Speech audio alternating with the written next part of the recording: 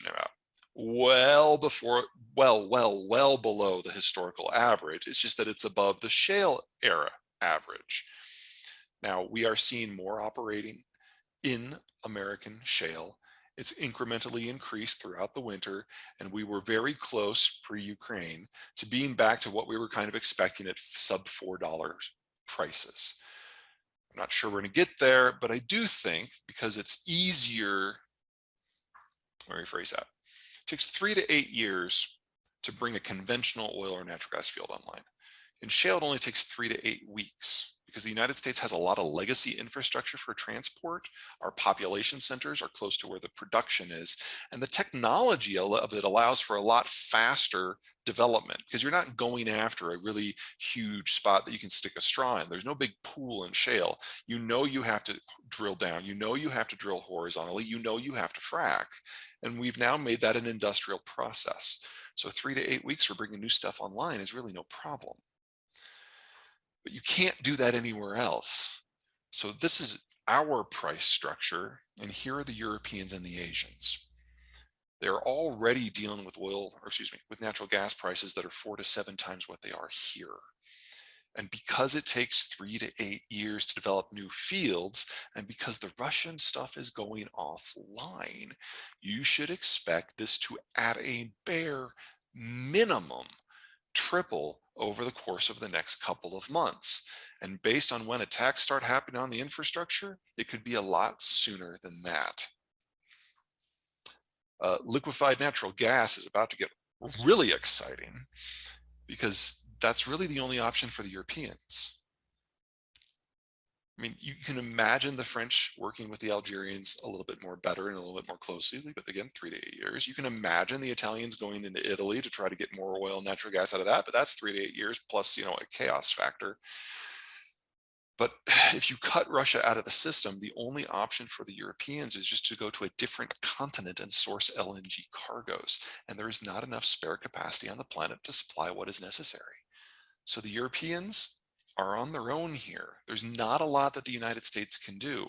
Yes, we do have LNG. Yes, we can send them some, but any that we send to Europe is LNG that we are not sending somewhere else.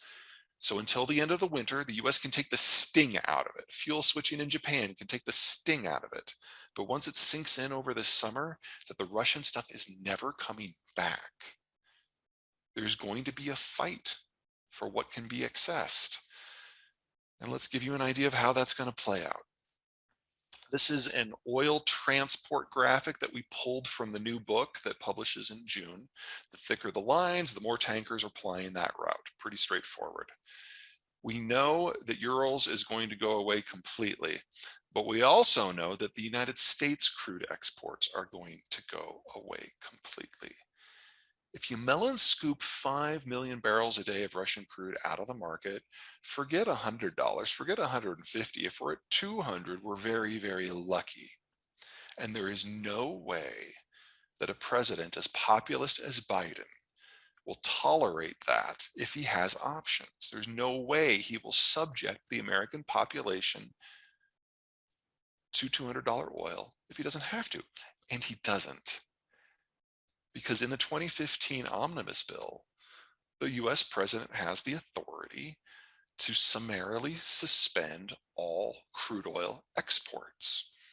So once it really sinks in that the Russian stuff is not coming back, and this is not just a 2-month price spike, I fully expect Biden to ban exports again, trapping that crude in the United States. Now, it's not perfect. Light shale is something we have exported at a premium, and the American refining complex was designed around importing heavy sour. So the American refining complex is going to have to go through some serious retooling, and I expect like exemption after exemption after exemption to be signed by the White House to bring in individual crude streams, probably from the Saudis in the short term. But the heavy crudes that the American system was designed for just aren't there. Venezuela was a big supplier, it's gone. Biden's decision to kill Keystone limits what the Canadians can bring in. And if Keystone was like resurrected the day that Biden does this, you're still talking about a couple of years before the pipeline is built and operational. This has to be done now, and the refiners don't have a choice. It's not nearly the scale of problem that the Europeans are going to deal with, but it is something we're going to have some problems with here, because those middle distillates like gasoline, that's 40% of our energy demand. There's no way we're going to make that adjustment smoothly. But at least in the United States, it's not an abject shortage of the black stuff in the first place. US shale will try to expand. High prices, of course they will. Biden might even get out of the way a little bit.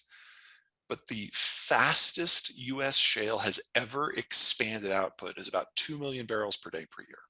So you're talking a bare minimum, if it's just the US helping here, 2 years before this really gets fixed. And then still, it's difficult to see US shale producers going gung-ho if there's an oil export ban in place. So the world has to get used to Russian crude and American crude vanishing at the same time. Ugh. West Africa is also going to come into play, because if you're European and American crude is gone and Russian crude is gone, these are all former European colonies. The Europeans have linguistic, political, military, strategic, economic links to all of them. There's going to be some very heavy conversations that are very one way, with the Europeans demanding that the energy that flows out of West Africa no longer go to East Asia, because the Europeans are proximate and they can do something about it if they really have to. So I expect the broad scale redirection of all West African crude north to Europe. Here are a couple of graphics from Accidental Superpower that we have updated. So thank you to Michael and Quinn for turning this around so fast. I know how much of a bitch this one was, but you can see what the flows are. So starting on the right, everything that is in yellow is something that is going to be redirected from Western Africa going to Europe. So all told, you're talking about 2.5 million barrels of flows. If you're on the left, it's a much more complicated graphic, because the Americans are crude exporters in this market already.